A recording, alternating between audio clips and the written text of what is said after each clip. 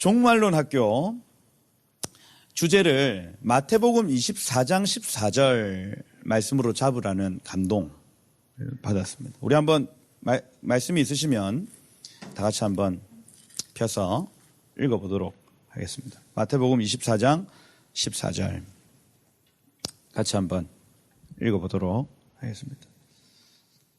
찾으셨으면 아멘 해보세요. 예, 다 같이 한번 읽겠습니다.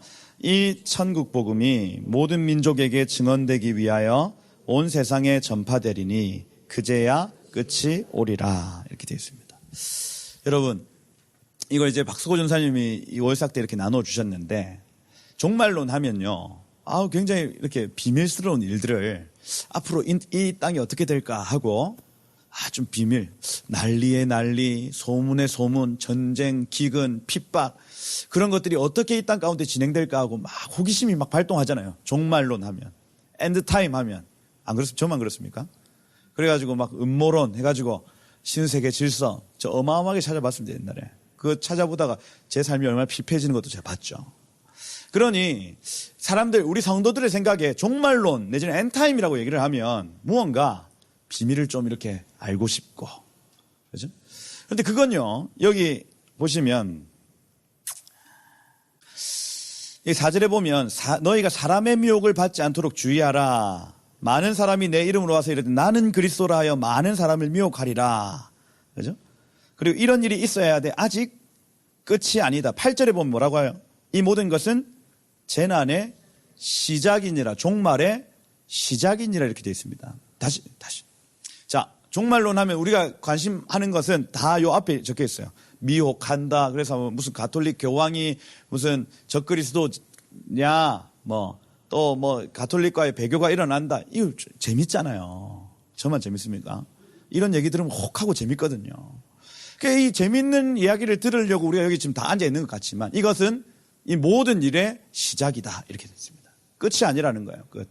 종말론의 끝이 어디인가를 정확하게 이 월삭 때 선포가 되었는데 무엇이냐면 이 천국 복음이 모든 민족에게 증언되기 위하여 온 세상에 전파되리니 그제야 어떻게 된다고요?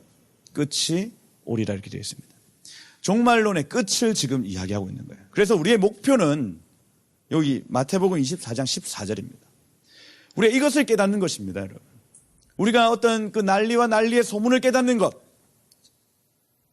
또 어떤 전쟁이 언제 일어나고 그 때와 시를 아는 것, 이것이 우리의 목표가 아니라 우리의 목표는 이 천국 복음이 온 세상에 전파되는 것, 이것이 어떻게 이루어져 가고 이것에 내 삶을 드리기를 원하고, 그죠? 결국 이 종말론 학교에서 가르쳐 줄 수 있는 것은 그제야 끝이 오겠다는 것. 그제야 끝이 오겠다. 누가 이 종말론을 마무리할 것인가? 복음에 헌신된 자들이 이 종말론을 끝낸다는 거예요. 끝낸다. 그래서 이것이 이 종말론 학교의 주제다. 이번 6주의 과정 동안 여러분 이것을 목표로 삼으십시오. 종말론의 끝, 엔드타임. 정말로 이 주의 때를 누가 끝낼 것인가? 복음에 헌신된 자들이 끝내는 것이구나. 2018년도 이코노미스트 표지 사진, 2019년도 표지 사진을 제가 올렸습니다. 지금 잠시 그 밴드에 들어가서 한번 보세요. 밴드가 없으신 분들은 옆에 분들한테 좀 사진을 보내달라 한번 해보십시오. 왜냐하면 이런 얘기들을 제가 다 해드릴 수 있습니다. 어떤 그 음모론적 얘기들. 이코노미스트라고 하는 잡지는 영국의 잡지인데 이 영국 잡지가요. 하여튼 제가 여러분이 재밌어 할 만한, 그런데 여기에 집중하면 안 된다, 이 얘기를 하기 위해서 제가 지금 이걸 가르쳐 드리는 겁니다. 얼마나 재밌는가. 근데 이것보다 우리가 말씀을 더욱더 삼아야 돼요. 이코노미스트, 로스차일드 계열의 언론사에서 매년 이런 작전, 이런 계획을 가지고 실현시키겠다 하는 어떤 그 사인과 같습니다. 그래서 2018년도 거 이렇게 보시면 여러분 요거 다 핸드폰에 다 저기 띄울 걸 그랬나? 그래서 예, 띄워주세요. 그래.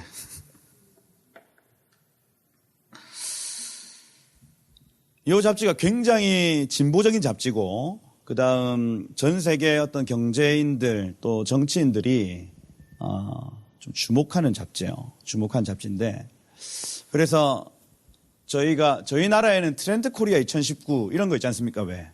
한 해를 준비하면서 이제 읽어야 되는 책 해가지고 나오는 겁니다. 근데 이제 이게 상형 문자 어떤 그 구조로 지금 적어 놓은 거거든요. 그래서 이 프리메이슨이나 신세계 질서, 이건 이제 음모론이 아닙니다. 실제적으로 있는 그룹들이에요. 이 그룹들이 2018년도에 이 일을 하겠다고 예언한 거예요. 예언한 거. 그래서 여기 제일 위에 보시면 구름 뒤에 해가 보이지 않습니까? 구름 뒤에 해. 요거는 이제 인공적으로 기후 변화를 일으키겠다는 겁니다. 그래서 비가 필요하면 비를 내리고, 그다음에 해가 말끔하게 뜨게 하겠다면 해가 말끔하게. 이게 뭐 2008년도 베이징 올림픽 때부터 이미 이루어진 더 심화되겠다는 거고, 그 옆에 이제 고양이거든요. 그래서 아이돌 그룹들이 고양이 어떤 형상들을 하고 어떤 사람들을 미혹하는 장면들. 그리고 저 옆에 있는 영화 필름입니다. 그래서 뭐 영화 산업을 통해서 우리의 전략들을 계속해서 표출하겠다는 그 얘기고, 저 옆에 있는 아기는 유아 성애자들을 위한 어떤 일들이 일어난다 하는 겁니다. 그래서 소아 성애 뭐 이런 거 있지 않습니까? 어린 아이들을 이렇게 성적으로 이용한다는 거. 그래서 자유열심상 미국에 어떤 일이 있을 것이다. 트럼프인데 트럼프가 입을 벌리고 있죠. 트럼프가 2018년도에 계속 얘기할 것이다 이 얘기예요. 막 입 벌리고. 그리고 저기 웃는 사진 보입니까? 웃는 선만 있는 웃는.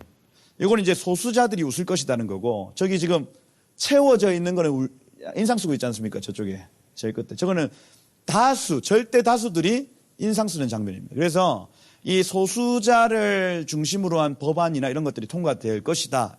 통과시켜라. 뭐 이렇게 얘기하고 있는 장면이 지금 저 장면인 겁니다. 브렉시트 옆에 있고요. 그 다음에 노인 인구가 증가해서 어떤 그 어려움이 있을 것이다. 그래서 이렇게 2018년도에 지네들의 어떤 전략이나 이런 것들을 얘네들이 발표를 해버리고 그대로 실현시키는 장면이 나타나죠. 요게 이제 2019년도에도 나왔습니다. 2019년도에 이제 어떤 일이 있을 것인가 했을 때,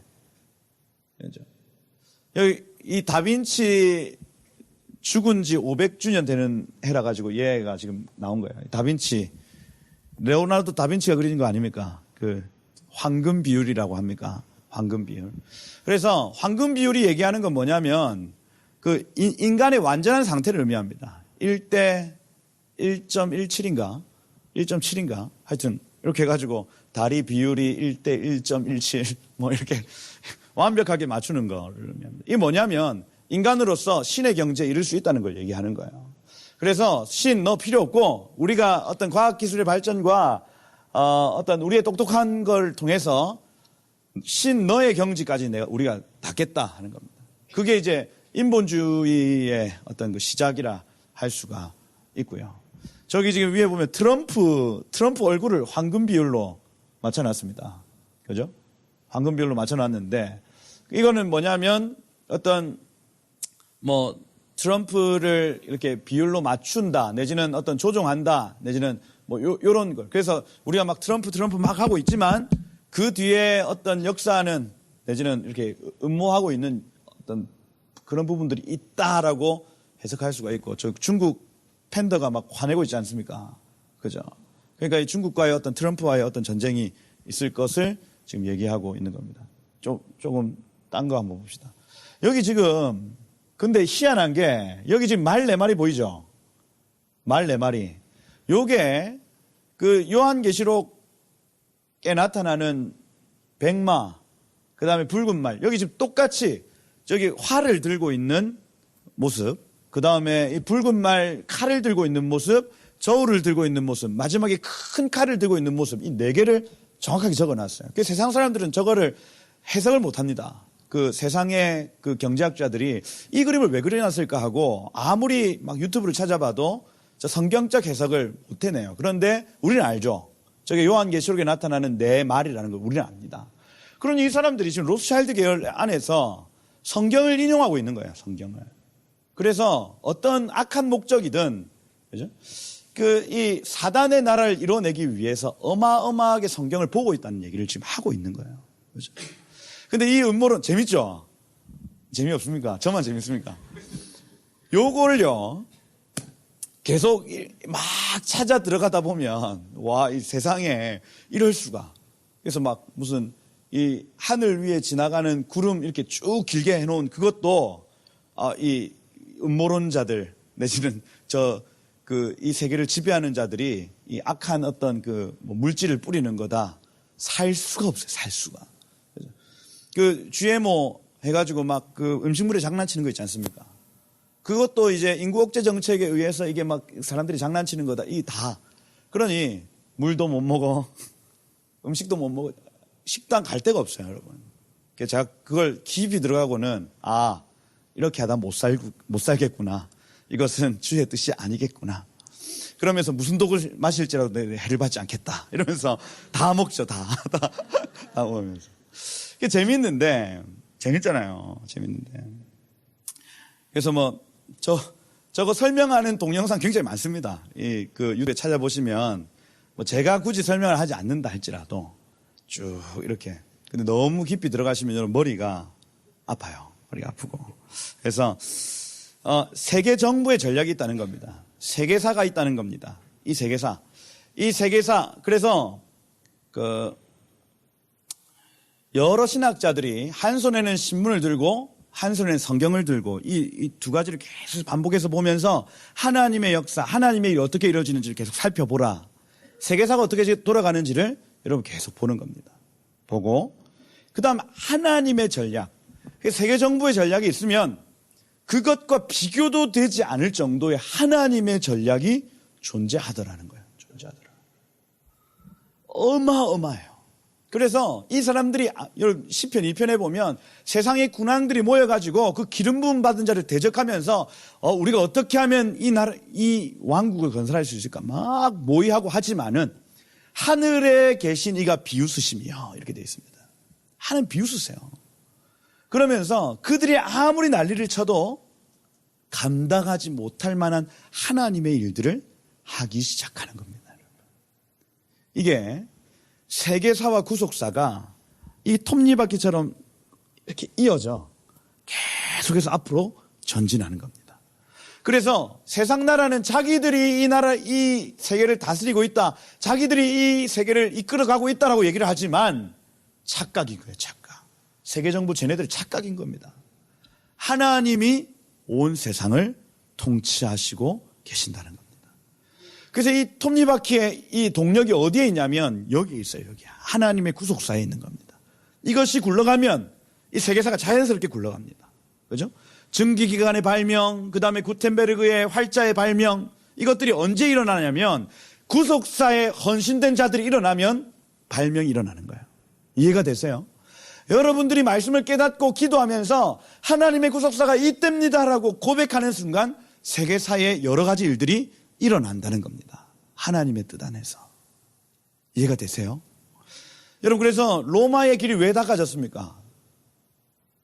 사도 바울 때문에 아닙니까? 사도 바울. 사도 바울이라는 한 사람이 이 복음에 헌신하기를 결정하였을 때 길이 닦아졌어요. 길이. 우리나라의 통일이 왜 일어납니까? 그것은 이 나라의 젊은 세대가 이 통일의 유업을 이어받아서 저 땅으로 전진하겠다. 새 예루살렘성을 우리는 전진하겠다 하고 이 젊은 세대가 헌신을 결정할 때 통일은 일어날 거예요. 문재인 대통령이 아무리 악수를 한다 하더라도 이 젊은 세대가 선교를 결정하지 않으면 그 일은 일어나지 않는 겁니다. 이해가 되시죠? 여러분, 마틴 루터를 위해서 구텐베르그가 활자를 개발한 겁니다. 윌리엄 윌버포스 때문에 증기기관이 발명된 거예요.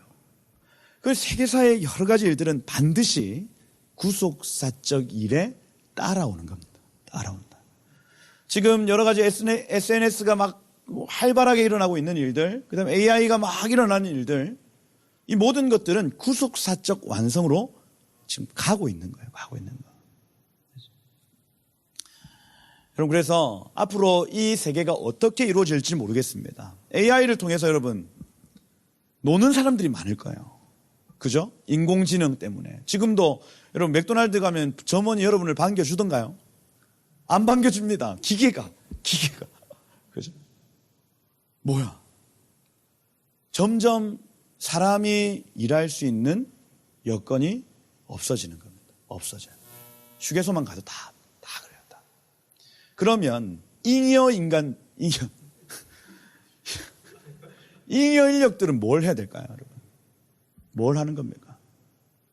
여러분, 과거에 노예 제도가 활발하게 일어났을 때에 노예를 거느리고 살았던 사람들은 뭘 했냐면 좀 건강한 사람들은 생각을 했습니다. 책을 읽고 생각.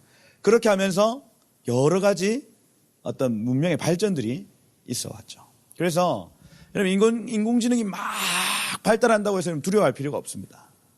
그죠? 우리는 그 단순 업무들은 걔네들한테 시키고 우리는 조금 더 생산적인 일들을 할 수가 있는 거예요. 두려워하지 않으셔도 됩니다. 여러분 한 사람 한 사람 다 슈퍼컴퓨터예요.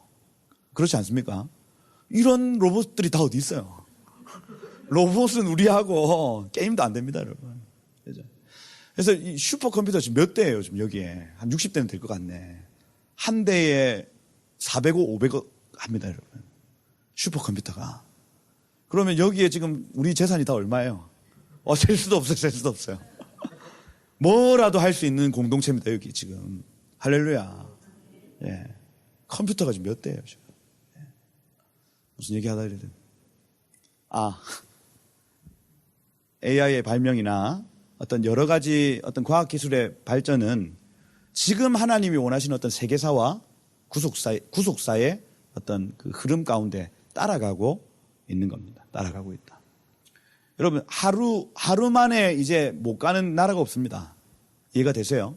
옛날에는 3개월, 4개월 배 타고 막, 가야 요만큼. 그죠? 내일 저 땅에 뼈를 묻으리라 해도 이제는 묻혀지지도 않아요. 왜냐하면 하루 만에 시체를 가지고 와요. 이제 안 됩니다. 불가능합니다. 그런 성교 불가능해요. 그죠? 그래서 지금 우리가 누리고 있는 이 어떤 여러 가지 어떤 문명들은 하나님의 구속사적 도구들이에요. 이해가 되시죠?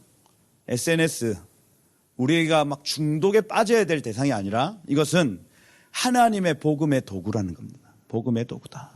유튜브, 인스타그램, 얘들아. 그거는 다른 게 아니고 하나님의 복음의 통로, 복음의 도구라는 거예요.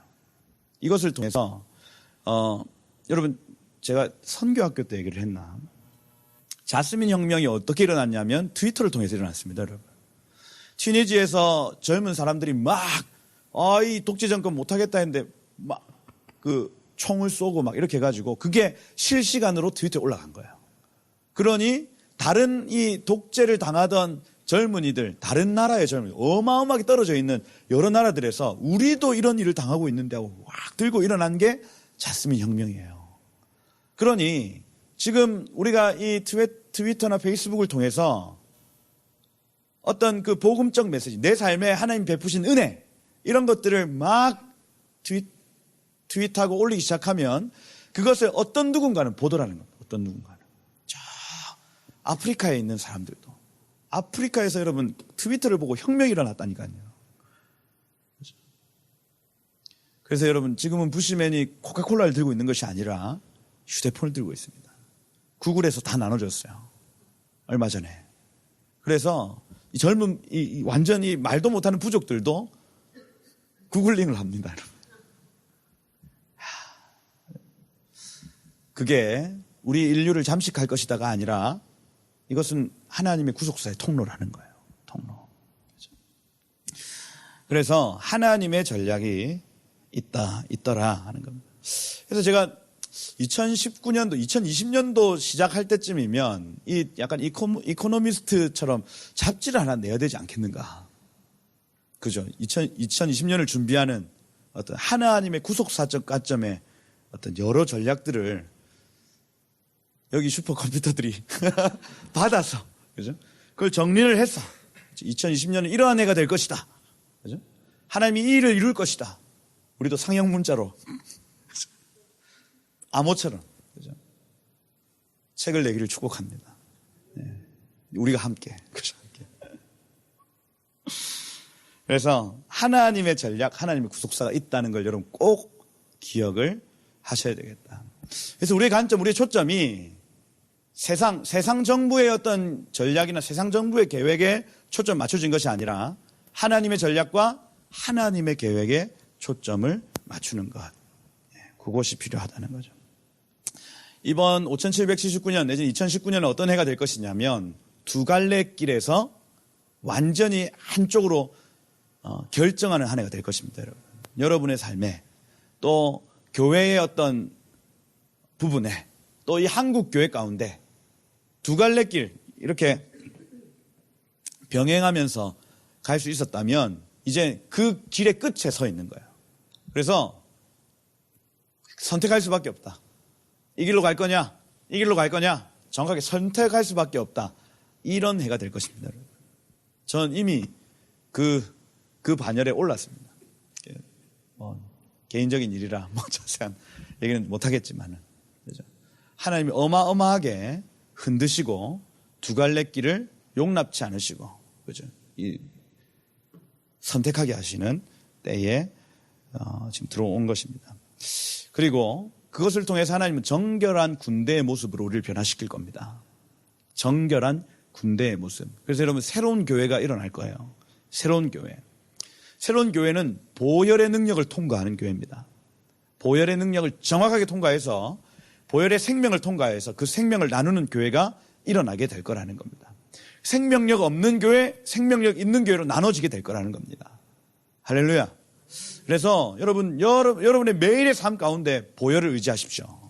매일매일. 주의 보혈을 의지하고 날마다 넘어지고 자빠지고 사단이 정죄하고 나를 판단한다 할지라도 주님의 보혈로 항상 그것을 이기십시오. 여러분.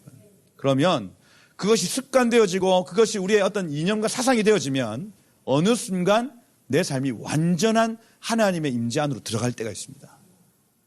그거예요. 그거. 그러면 아예 새로운 존재, 새로운 사람으로 바뀌어버리는 거예요.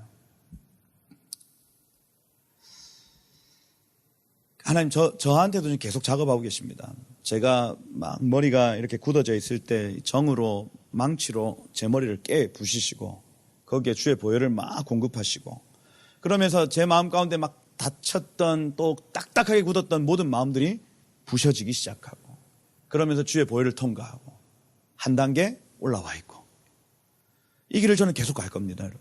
새로운 교회가 될 때까지. 그렇죠? 그래서 거룩한 새 교회가 일어난다. 주의 보혈의 생명의 보혈을 통과한 주님과 동행하는 세대가 일어날 것이다 하는 겁니다.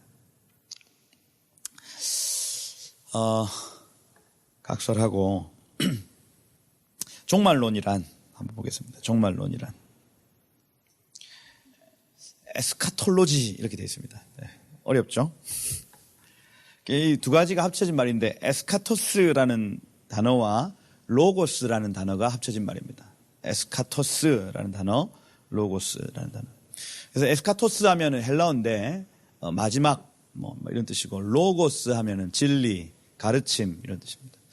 그래서 이 마지막에 관한 가르침이라는 거예요. 종말론이라고 하는 것은 마지막에 관한 가르침이다, 진리다 하는 거예요. 개인 이 종말의 분류가 있습니다. 두 가지로 나누는데 첫 번째는 신자 개인의 관점의 종말이 있습니다. 그리고 두 번째는 하나님 나라 관점이 있습니다. 종말은 두 가지다. 나 개인의 종말이 있고 하나님 나라의 종말이 있다 하는 거예요. 그래서 개인의 관점에서는 육체의 죽음이 있겠죠. 이것이 우리의 종말일 수 있겠습니다. 그렇죠? 그리고 영원 불멸성 뭐 이런 것들도 개인의 관점에서 종말일 수 있겠죠. 그렇죠? 그 중간 상태가 존재하냐 안 하냐 뭐 이런 거. 그죠? 중간 상태 뭐예요? 연옥이 있느냐 뭐 이런 얘기들이 종말론에 있어서 이야기할 수 있는 여러 가지 거리들이라는 거예요. 그렇죠? 조금 더 쉽게 얘기하면 종말론은 뭐냐면 우리가 어디에서부터 와서 왜 살며 어디로 가는지를 말해주는 것입니다. 다시요. 종말론은 어디에서부터 와서 내가 지금 여기 왜 살며 어디로 가는지를 말해주는 이론이 종말론이다. 그래서 우리의 존재의 시작과 끝에 대한 이야기가 종말론이다 하는 거예요. 교의학 내지는 조직신학이라고 여러분 들어보셨어요? 조직신학. 신학교에 가면 제일 머리 아픈 게 여러분 조직신학이에요. 그죠? 조직 말만 들어도 짜증나잖아요. 이 조직신학을 총 7가지로 분류하는데 제일 처음에 신론입니다. 신론. 하나님이 어떤 분이신가를 배우는 거예요. 그 다음엔 인간론입니다. 사람은 그러면 어떤 존재냐 하는 거예요. 그 다음에 이제 나타나는 게 인간이 하나님은 완전하시고 인간은 불완전하다 이겁니다. 결국에는. 그죠? 이 불완전한 인간에게 무엇이 필요하냐? 이 구원이 필요하다. 구원론입니다. 구원론. 구원을 누가 이루시냐? 기독론입니다. 예수께서 이루신다. 기독론이에요. 예수께서 이루신 구원 뒤에 나타나는 선물이 무엇이냐 하면 성령이죠. 성령론인 겁니다. 이해가 되세요? 그리고 성령이 역사하시면 무엇이 형성되냐면 교회입니다. 그러면 교회론이 되겠죠. 이 교회가 궁극적으로 나아가야 될 방향을 제시하는 것이 종말론입니다. 하나님 어떤 분이신지, 사람은 어떤 존재인지, 이 연약한 사람에게 예수 그리스도 필요하고 구원이 필요하다는 얘기, 그분을 통해서 성령이 주어진다는 얘기, 성령께서 교회를 만드신다는 얘기, 이 교회가 종말을 맞는다는 얘기, 이것이 이 시스테믹, 이 도그마, 조직적으로 갖춰놓은 성경의 진리를 얘기하고 있는 거예요. 종말론이 지금 어느 선상에 위치해 있는지를 보시라는 겁니다. 그래서 이 교회가 결국 교회는 종말론을 이루어야 됩니다. 할렐루야. 교회는 저 엔드타임을 이루어야 돼요. 우리가 성령 충만한 교회가 반드시 이루어야 되는 것은 기독론도 아니고 신론도 아니고 우리는 종말론을 향해서 지금 가고 있는 겁니다. 교회가. 그래서 여러분, 이 하나님 나라의 관점 안에서도 세상 나라가 어디에서부터 와서 왜 살며 왜 존재하며 어디로 가는지에 대한 구체적인 지침을 이 하나님 나라적 종말론이라고 얘기를 하는 거예요. 종말론. 그래서 지금 교회론을 완성되는 시기가 지금입니다, 여러분. 우리가 그래서 무엇이 교회인가? 이 생명수 교회는 어떤 교회의 모습을 해야 되는가를 고민하는 것이 지금 이 연결선상에서 맞는 얘기인 거예요. 교회란 뭐냐 도대체.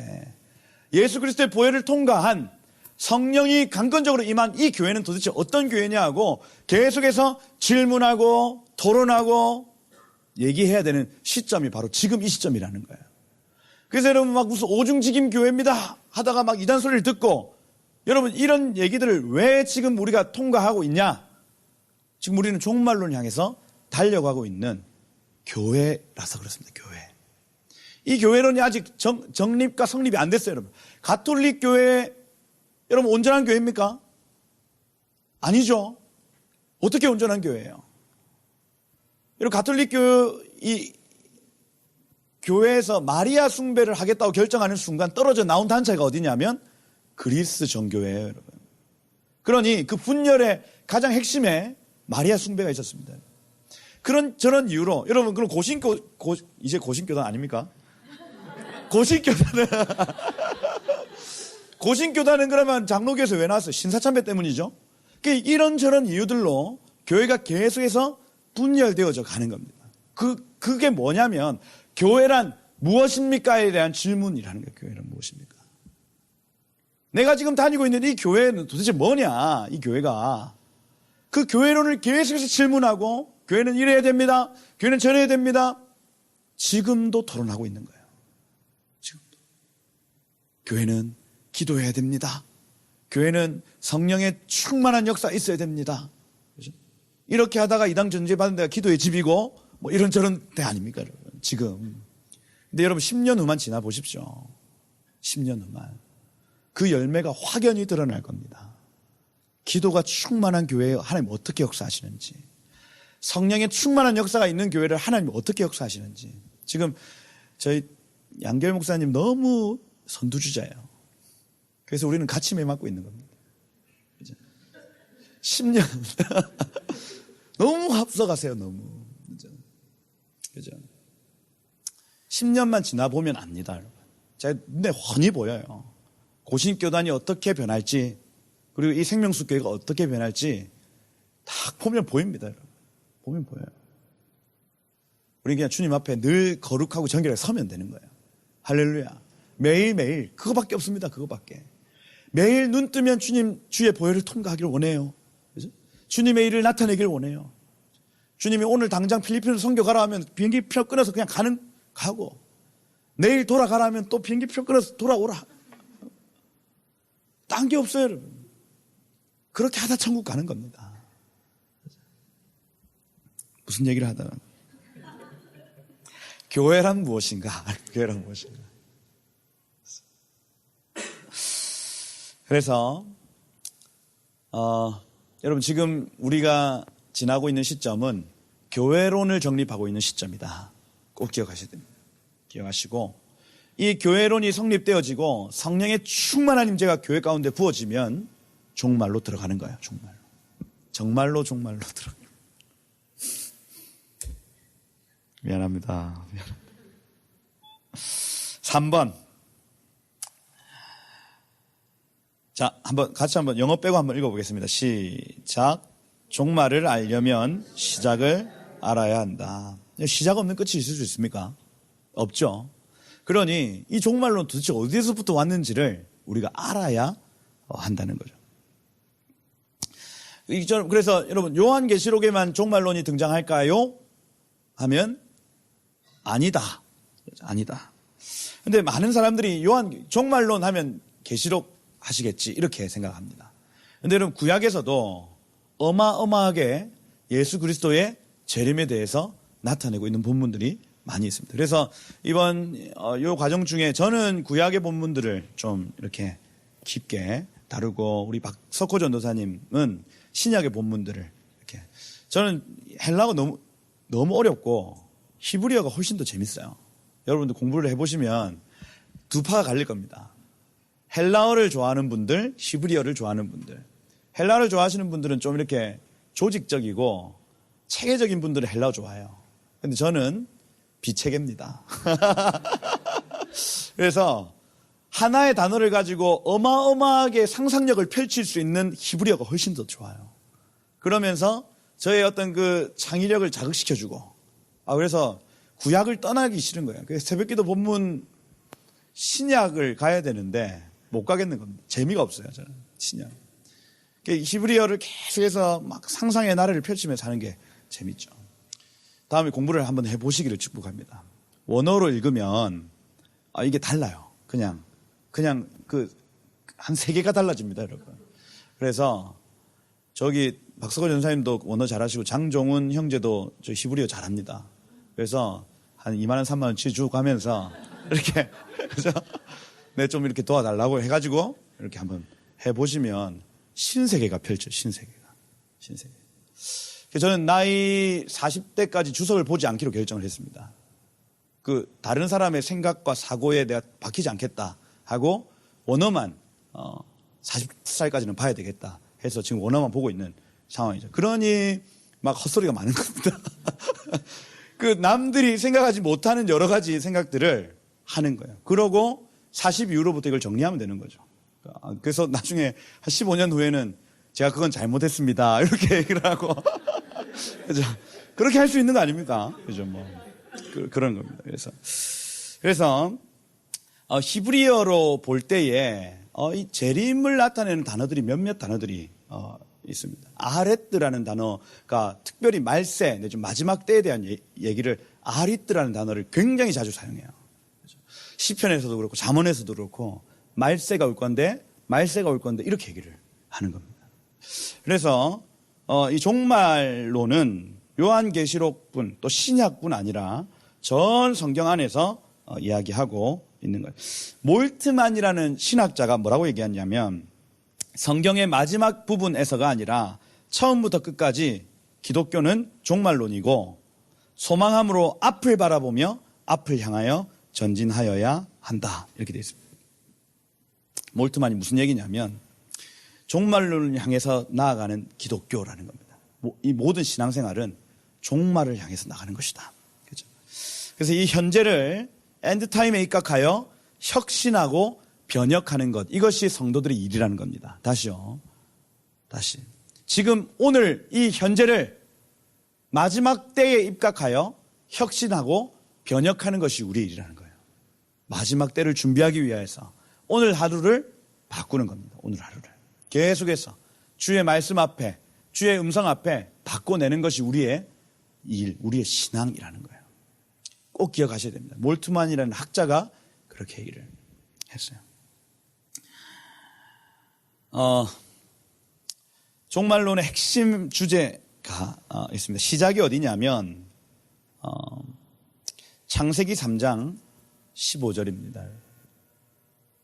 이걸 이제 Mother Promise 내지는 원시복음이라고 얘기를 하는데 여기에서부터 종말론은 시작됩니다.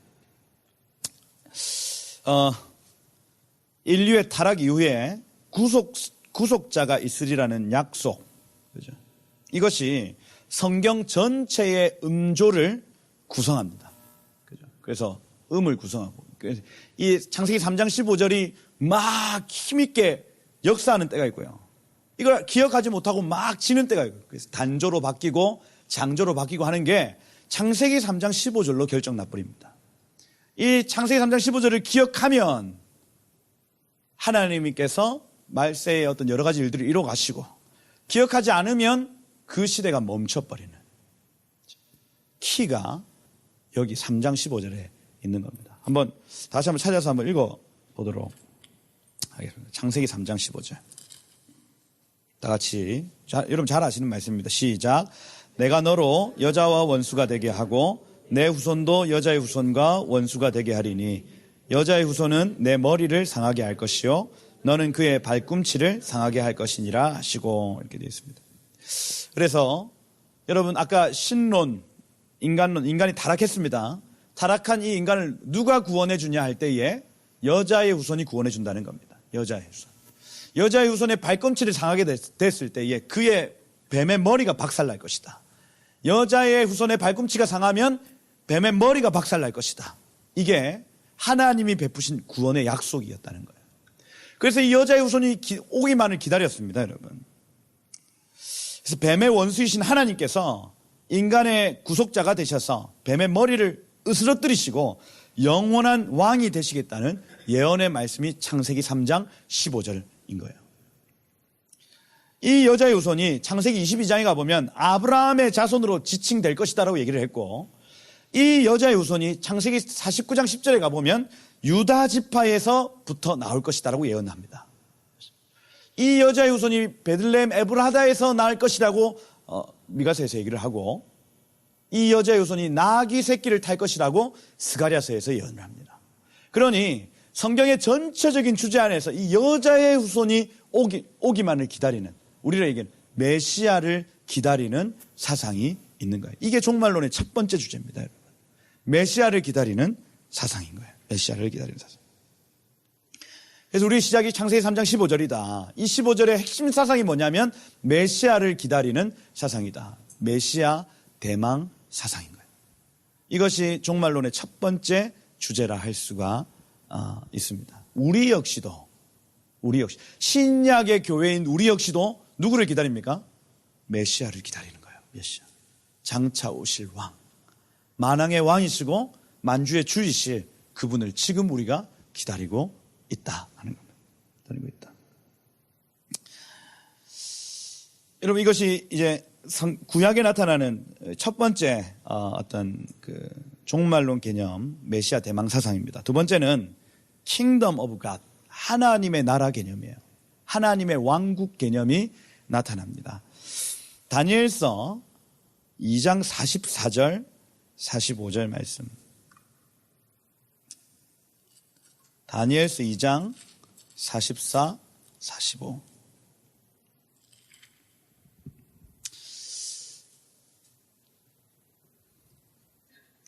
제가 한번 읽어드릴게요. 이 여러 왕들의 시대에 하늘의 하나님이 한 나라를 세우시리니 이것은 영원히 망하지도 아니할 것이요 그 국권이 다른 백성에게로 돌아가지도 아니할 것이요 되려 이 모든 나라를 쳐서 멸망시키고 영원히 설 것이다.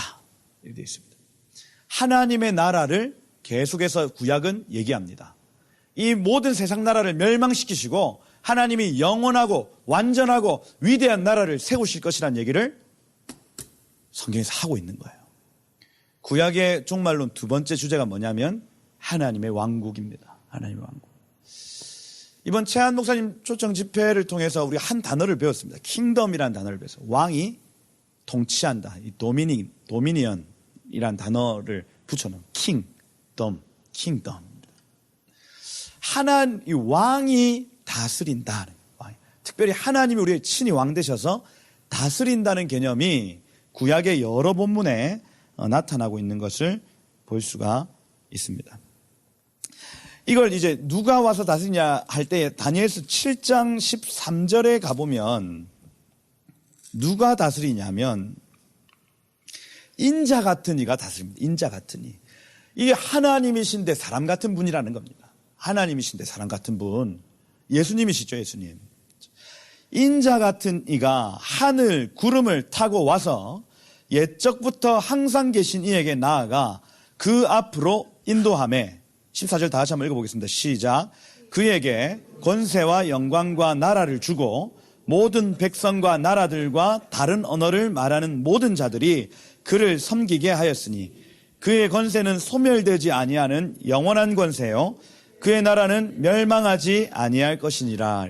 할렐루야. 장차 영원한 나라가 하나 세워질 것인데 이 나라는 이전에 있었던 모든 나라를 다 박살내버립니다. 그리고 어마어마하게 거대한 나라로 키워지고 이게 누구에게 귀속되어지냐면 인자 같은 이에게 귀속되어질 거란 얘기를 하고 있는 거예요. 그리고 구약에 나타나는 세 번째 종말론적 개념이 뭐냐면 이스라엘이 회복될 것이라는 개념이에요. 이스라엘의 회복입니다. 이스라엘의 회복. 그래서 여러분 예레미야서 23장 3절 한번 가볼까요? 제가 그냥 오늘은 좀 개론적으로 짧게 하면서 스가랴를 들어가야 되는데 예레미야 23장 3절에 보면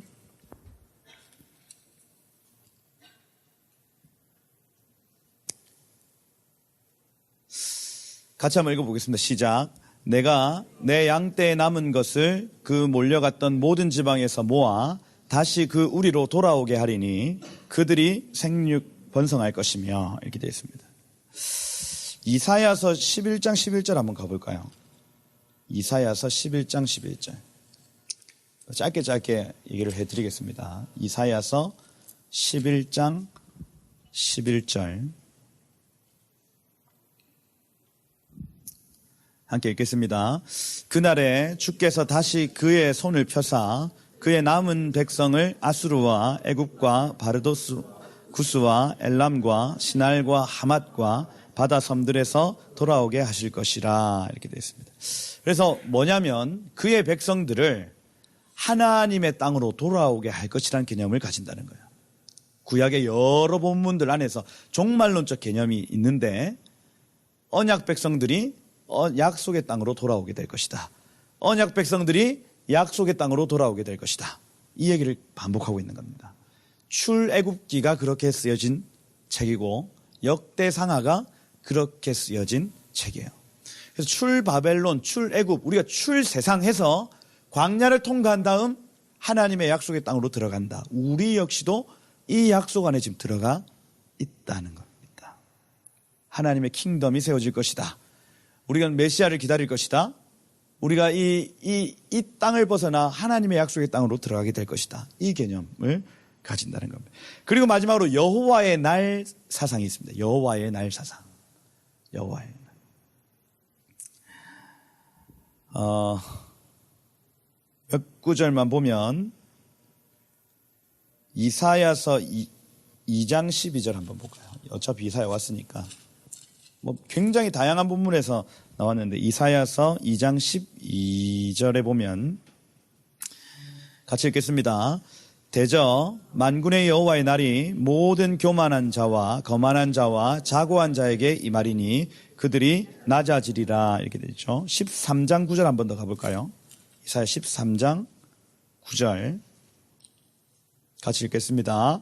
보라 여호와의 날 곧 잔혹히 분냄과 맹렬히 노하는 날이 이르러 땅을 황폐하게 하며 그 중에서 죄인들을 멸하리니. 이렇게 돼 있죠.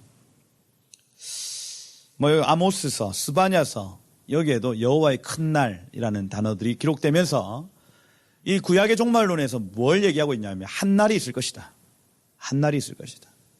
우리 모든 사람들이 그 심판대 앞에 서게 될 날이 올 것이라는 얘기를 하고 있는 겁니다. 총 4가지 제가 말씀을 드렸습니다.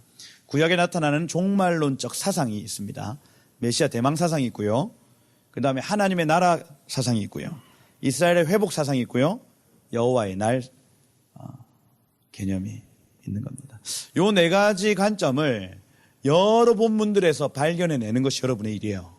구약의 여러 본문들, 신약의 여러 본문들에서 이 4가지 사상을 캐내는 겁니다.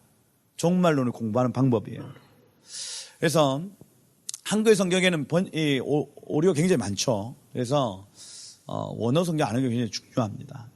계속 쉬워요.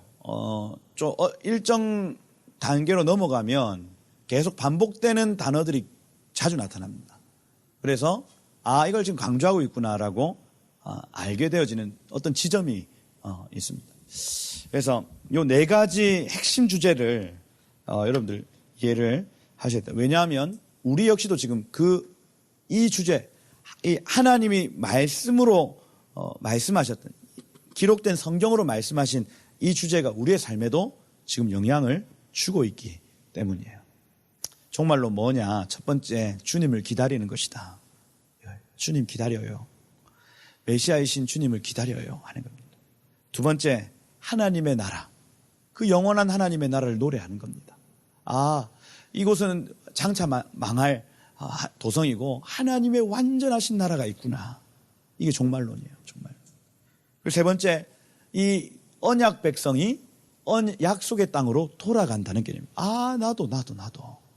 나도 지금 여기에 그냥 발붙이고 살고 있지만 내가 돌아가야 될 땅이 있구나. 이게 종말론이라는 거예요. 그리고 네 번째, 여호와의 날이 있다는 겁니다. 나도 주님 앞에 서야 될 날이 있겠구나 하는 게 종말론인 겁니다. 종말론.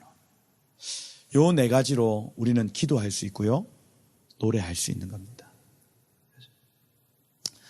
그래서 저희 그 기도의 집 지금 2011년도부터 와가지고 하던 중에 정리된 3가지 문구가 드디어 나왔어요. 우리의 기도는, 또 우리의 노래는, 우리의 가르침은, 요 3가지 한 활동 안에서 어떤 일이 일어나는가에 대한 정리가 되었었어요. 그래서 여기 예배자들이 노래하는 그 노래는 하나님의 임재를 운반한다는 개념을 가집니다. 그리고 우리의 기도가 어떤 일을 이루냐? 구속사를 이룬다는 겁니다. 이게 생명수 교회의 기도가 되기를 축복해요. 우리가 하는 기도를 통해서 구속사가 막 이루어지는 겁니다. 이것만큼 큰 복이 없습니다. 이것만큼. 그리고 우리의 가르침, 우리가 지금 하고 있는 이 가르침은 이 각 사람의 부르심을 깨우는 겁니다. 굳어져 있고 닫혀져 있던 하나님의 부르심을 발견케 되어지는. 나에게 이런 은사가 있구나. 그죠? 막 이 가르침이 풀어지면서 우리의 부르심이 발견되기를 축복해요. 이 3가지. 그래서 2019년도 이 3가지에 좀 집중을 하려고 합니다. 왜냐하면 이 기도의 집은 엔진과 같은 역할을 하기 때문입니다. 모든 사역자들과 모든 이 복음 전도자들이 이 기도의 집에 와서 다시 채워야 돼요. 기도의 집에 와서 채워져야 나눠주거든요. 그래서 여기는 끊어지지 않는 임재와 부르심에 대한 어떤 어떤 각성케 하는 영과 구속사를 이루시는 성령께서 여기에 막 역사하시면 교회가 막 서로 선교 나가겠다고 막 그죠? 머리털 쥐어뜯고 싸우고 내가 먼저 가야 되는데 왜 네가 먼저 가냐. 그죠? 그런 은혜로운 교회 되기를 축복해요. 예. 그래서 서로 남겠다고 싸우는 게 아니라 내가 더 고생할게. 내가 더 많은 짐을 질게. 여러분, 자, 우리 애들 그렇게 할 때 제 마음이 행복한 걸 제가 봐요. 서로 머리털 쥐어뜯고 싸우고 내가 먹겠다고 결정하고 막 코피 터져버리고 아빠 마음이 무너집니다. 내가 가난해서 미안하다 이러면서 2개 사줄 걸. 오빠 먹어. 이렇게. 강나이 독합니다. 그 4가지 개념이 있다는 사실을 꼭 아시고 가셨으면 좋겠습니다.